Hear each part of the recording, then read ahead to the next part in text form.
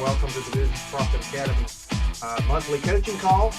My name is Dean Renfro. I'm the Business Success Designer and Marketing Guide for Business Profit Academy. Today we're going to be talking about the top 10 mistakes that can destroy your business. The top 10 mistakes that can destroy your business. So today we want to look at that because business oftentimes find themselves in surprise moments, things that happen and put themselves in situations that they weren't planning on because suddenly there are these things that have happened and they kind of wake up and go, what happened? And so we're going to be talking a little bit about how that occurs. Mistake number one is neglecting the relationships for sales. Neglecting relationships for sales. Oftentimes in a business, especially the small business and a business that is new, people are desperate to get out there and create sales. And so we meet people and we're thinking about a sale and we're thinking about our product and we're thinking about what can I do to get this person to sign on the dotted line. And what I want to tell you today is the number one big mistake that happens in small business is you neglect building relationships. It's all about relationships.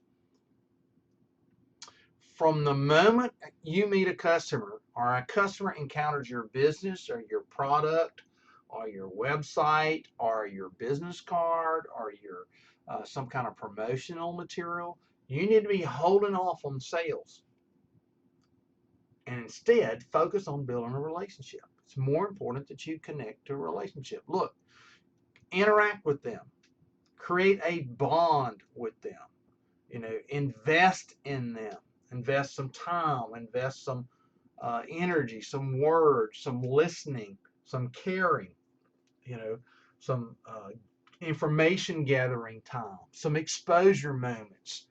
Interact with your customer first.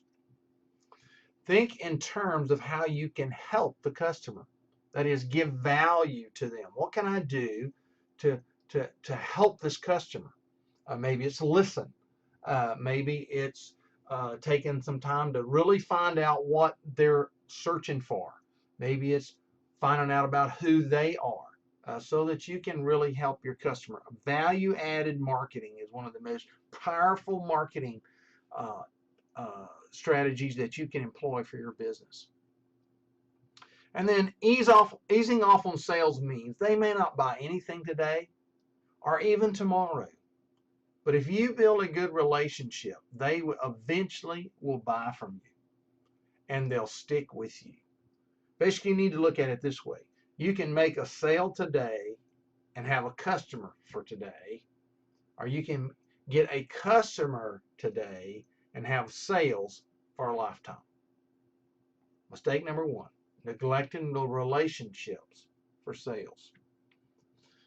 Mistake number two, assuming you know what your customer wants. This is really big because we just kind of get caught in this.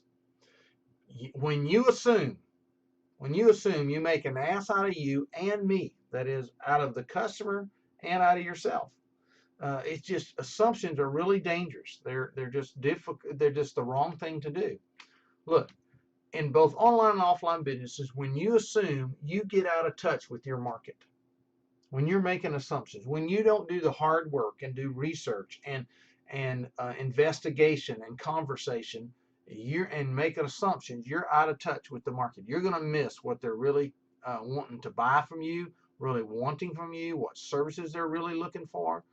You're going to miss out on that when you make assumptions. Never assume you know what your customer likes. Don't assume that. Don't be the Henry Ford. You can have any color Model T you want as long as it's black. Don't assume that that's what they want and what they like. Don't make that assumption because you really don't know. Here's the big kicker here. Always rely on hard data or your customers themselves. In other words, do survey work. Do get feedback. Listen to what your employees tell you or your salespeople, if you have salespeople or employees. Listen to what they tell you the customers are saying. Okay, listen to that. Listen to what the customers say by getting feedback from them, information from them. And remember, you are not your customer. That's awful hard for business a business person to think, oh yeah, I'm a customer. I use the product, or I use the service, or I use the information, or I wrote the information. I'm a customer. You are not. You know way, way more than your customer does. You are far, far more invested emotionally than your customer is in this. Okay, so you're not your customer. So don't make that assumption. Mistake number 2, assuming you know what your customer wants. Mistake number 3, being impatient.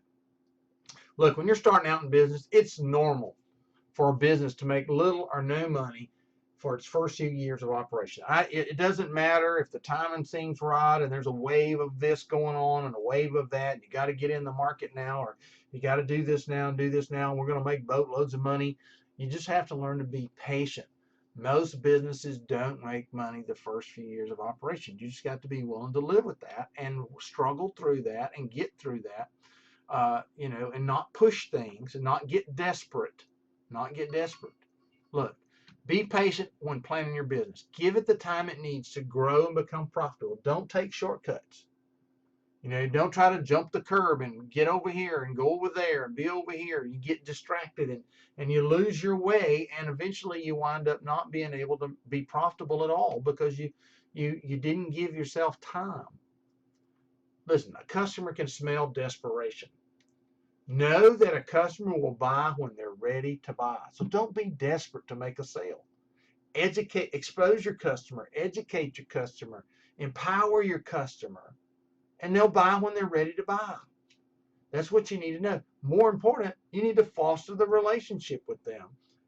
You just have some time. Be patient. They will buy when they're ready to buy. Mistake number 3 is being impatient.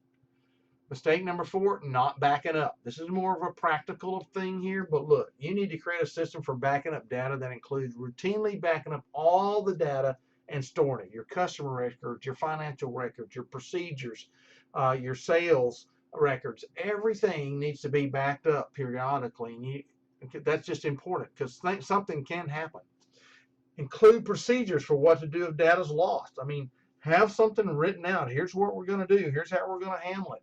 Here's what's going to happen.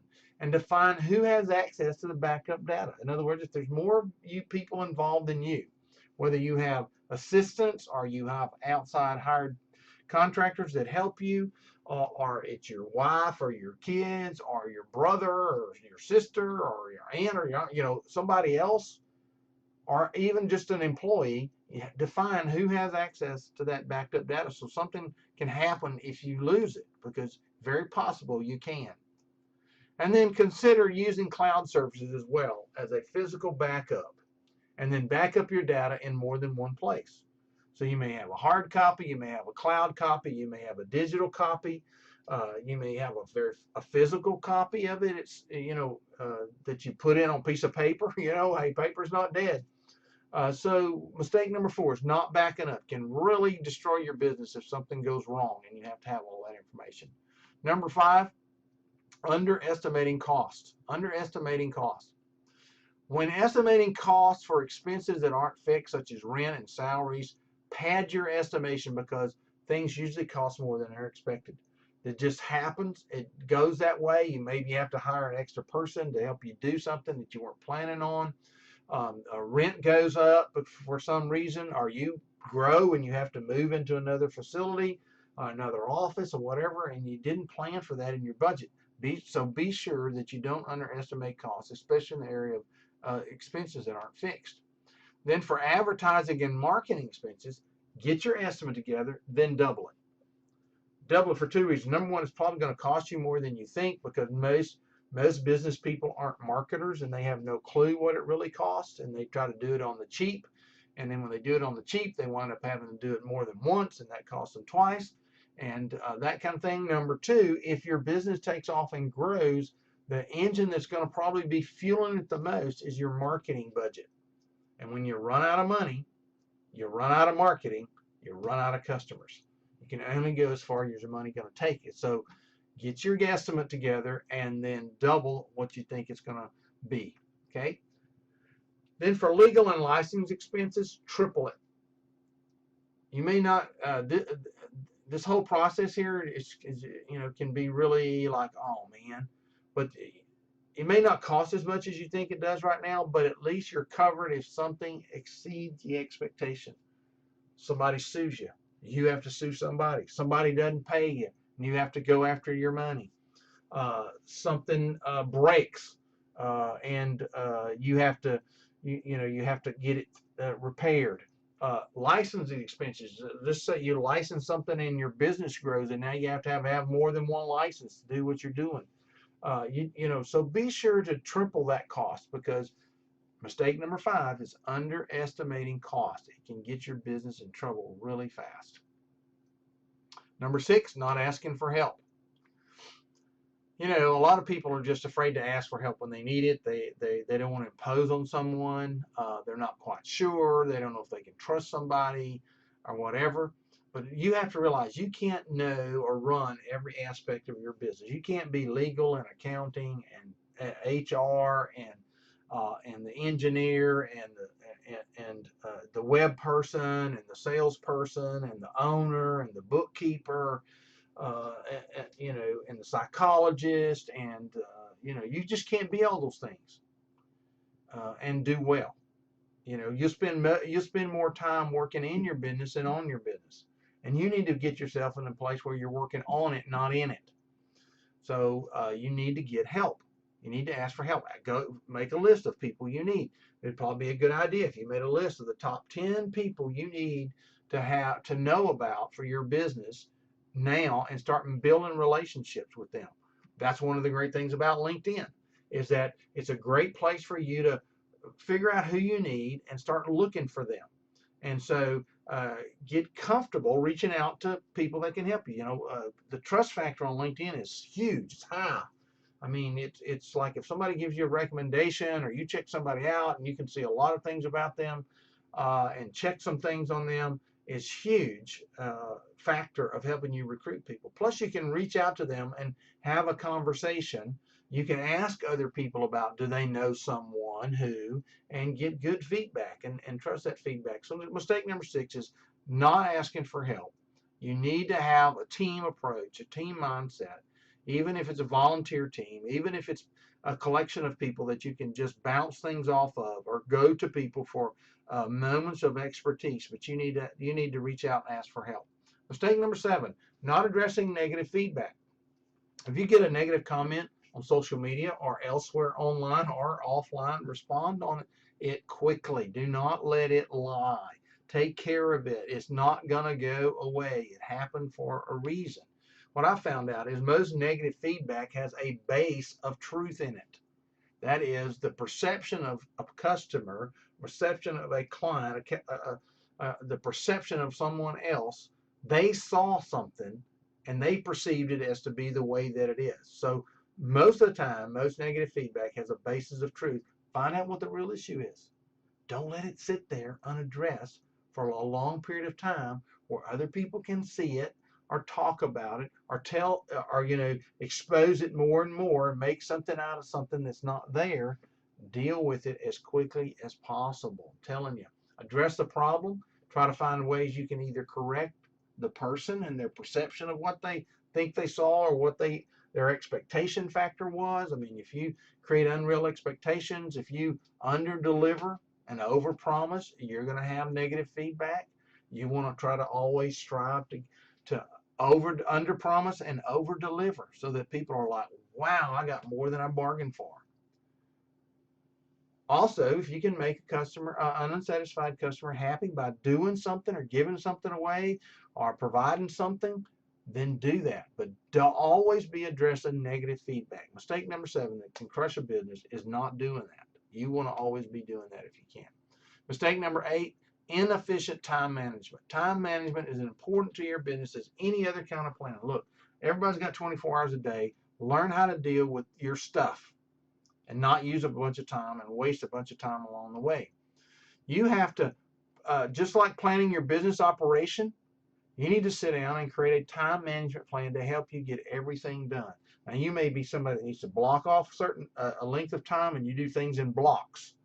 And so from this time to this time, I'm not dealing with anything else. I'm just dealing with this. Or you may be one of those people who have 3x5 card and you make a list out every day, the day before, and you mark each one and you rate each one, and at the end of the day you move what didn't get done over to the next day's card, and you move forward. Or you may be a post-it note person, or you may be some kind of electronic management to-do list that you keep on your phone or your iPad or your computer, or you may be a whiteboard person. You got it all drawn out. But whatever it is, you need to take time to plan. And I call that take time to plan to plan.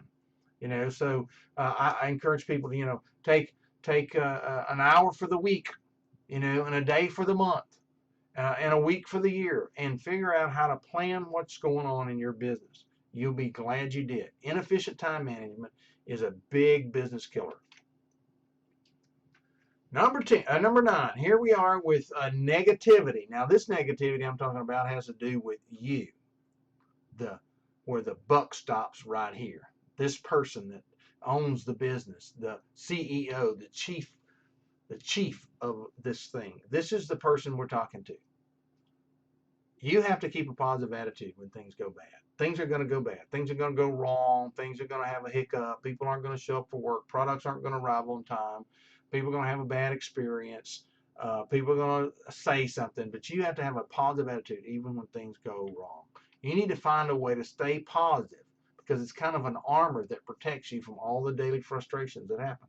So in the morning when you get up, you need to talk about, have a self-talk, you do that. If you need to have a God talk, you do that. If you need to read something, do that. If you need to listen to something, do that. If you need to go do some kind of physical exercise, do that, but find a way to build positive energy about yourself, because you're going to need it each and every day.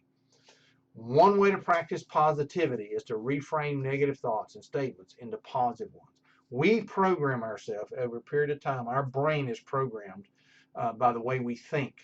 And so if we tend to be a negative person, we tend to put everything in a negative light. There's something wrong with it.